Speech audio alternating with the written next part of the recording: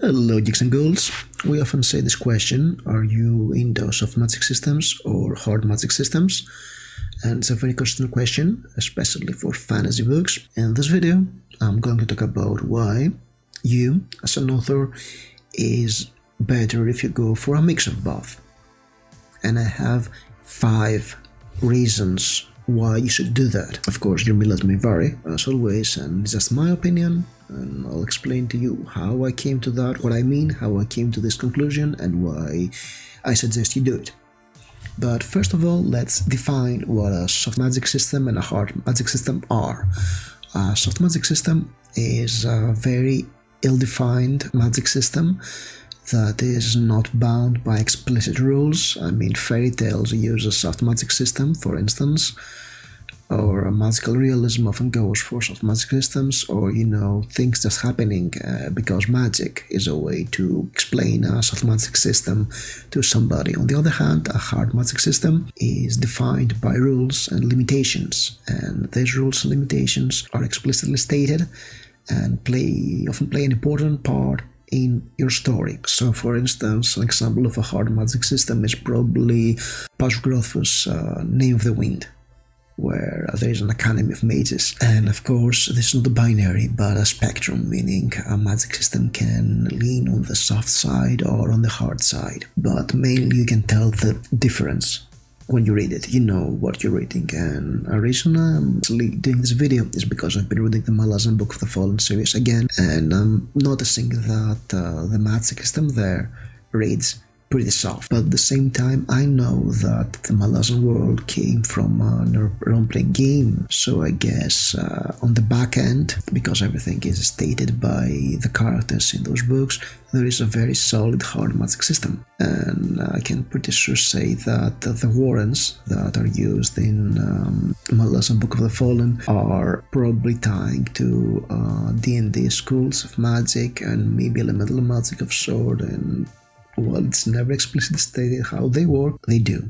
And I guess there is more to it that is not explained in the main book series about how they work, or it's explained and it's buried somewhere there and you have to dig it out. But I really enjoy the books. I really enjoy how magic is described in the books, how vague it is, and how the point of view of the characters have them, reading magic through the point of view of the characters makes you feel astounded by the acts of magic happening there, and there are always twists and turns.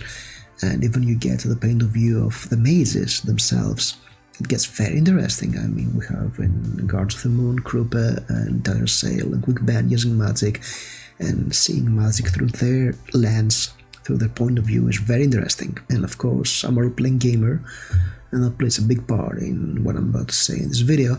And one of my favorite role-playing games is Maze the Ascension by White Wolf, which is the quintessential soft magic system defined by hard rules. And so you say, oh, so you like writing soft magic systems? And the answer is, hell fucking no.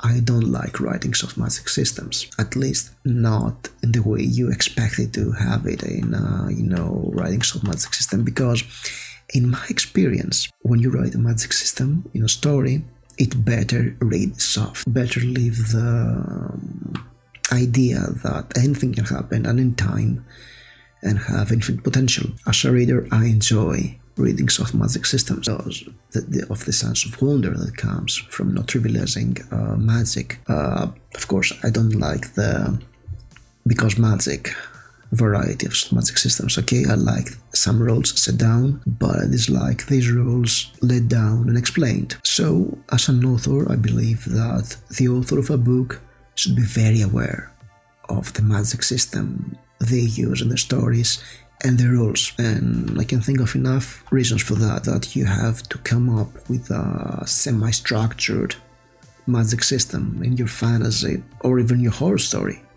Because yes, you can have magic systems in a horror story, and I don't think a hard magic system would work in a horror story, to be honest, but there are rules, and definitely my years in role-playing have played an important role in this conclusion, because I've been role-playing for years. I have been a game master in various systems, and role-playing games need hard systems because you get a ton of bullshit Like you have D&D modules where there is a ritual the players have to do, which is breaking the balance of the game or the setting by doing something extremely strong for no reason, or it's actually so big sauce you can replicate it with a level 1 spell. So it makes no sense to have a ritual if you can do another spell and solve this thing. And yeah, it's there to give some storytelling variety to the game, but the game is very hard and crunchy. I mean, once upon a time I had two monsters fight on another for story purposes while playing a Reveloft adventure, and neither could hurt the other one because of magic resistances. They did not match each other and yada yada yada. Never mind that, that's complicated stuff. Or I had games when we spent half an hour arguing over if you need Forces 2 or Force 3 for a road in Maze the Ascension, for the veterans who will understand that, or trying to explain how a road works to somebody on the internet. Let's believe it's not easy, or how a vampire's discipline rating compares to a mage's fear, and the crossover rules, which are...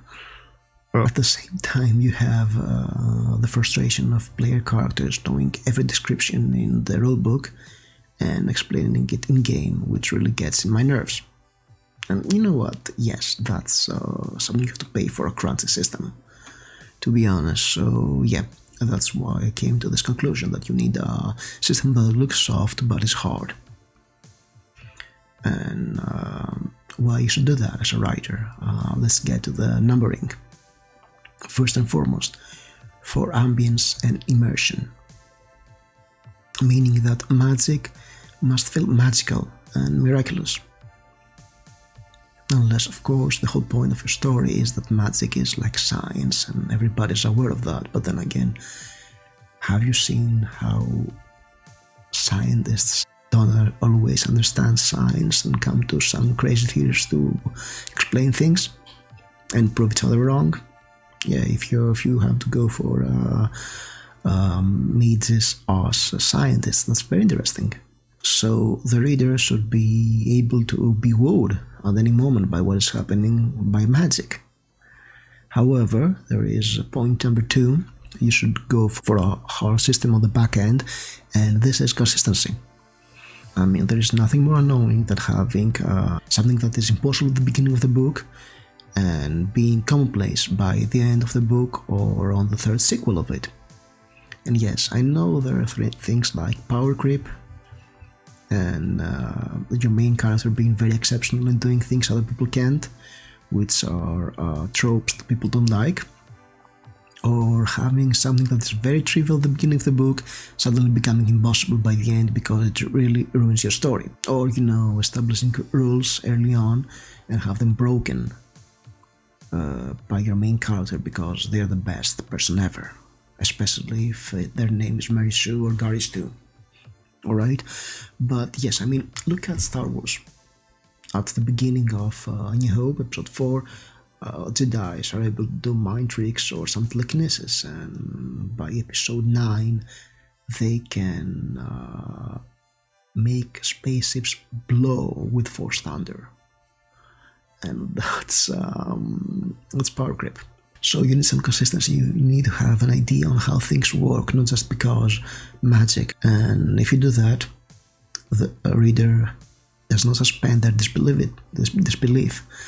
There is something called suspension of disbelief, and if you're not consistent, the reader loses that, and that breaks all tension because it feels that you change the rules to make your characters be saved, or you make them exceptionally hard if your villain breaks the rules, and that's always bad for a story. You have to keep an even field and make the reader think that, oh, everything is lost and no Deus Ex Machina will come.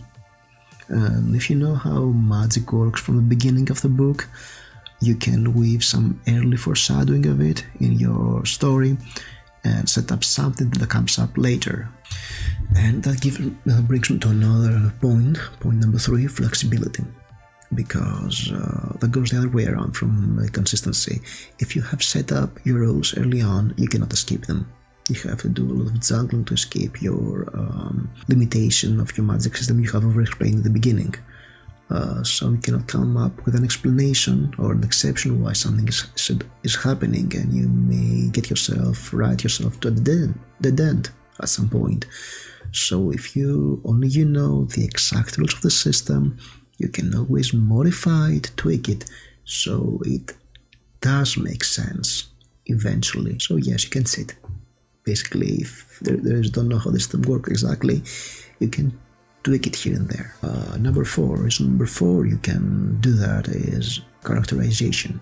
The writer needs a consistent and objectively true magic system, but that doesn't stop the characters from coming up with systems of their own beliefs. I mean, I was reading Will White's Cradle, the first book, Unsold, which is about magical martial arts and magic actually, but he has different schools, different power levels that use a consistent level of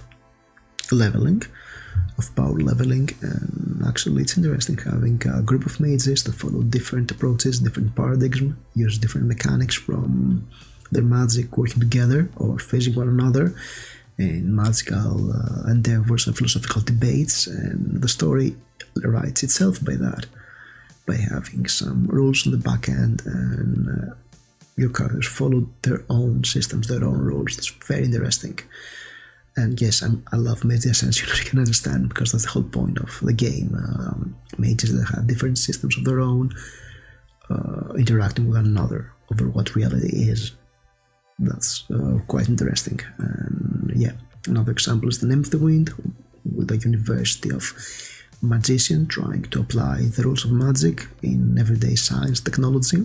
Yeah, or different personalities, characters with different personalities using different aspects or manifesting different aspects of the magic system because of that, like in Avatar, the Western Bender with the elemental magic.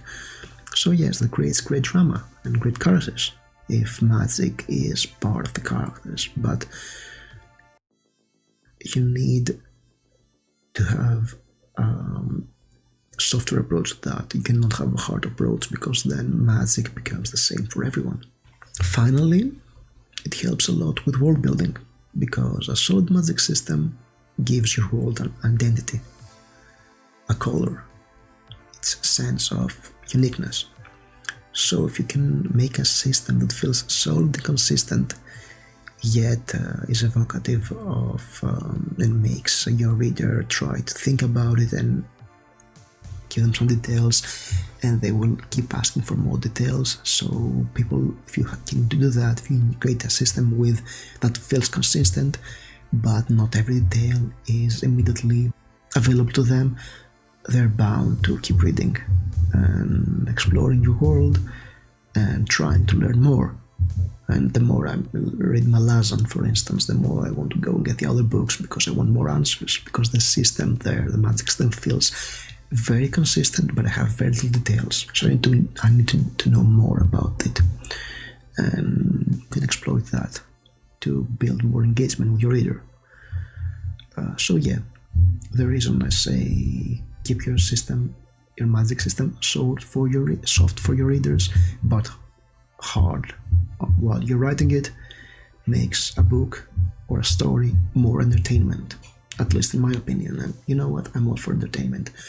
So if you like this video, press the like button, subscribe for more videos like that, and leave a comment below on your opinion. Do you prefer soft magic systems or hard magic systems? As always, thank you for watching, and stay spooky.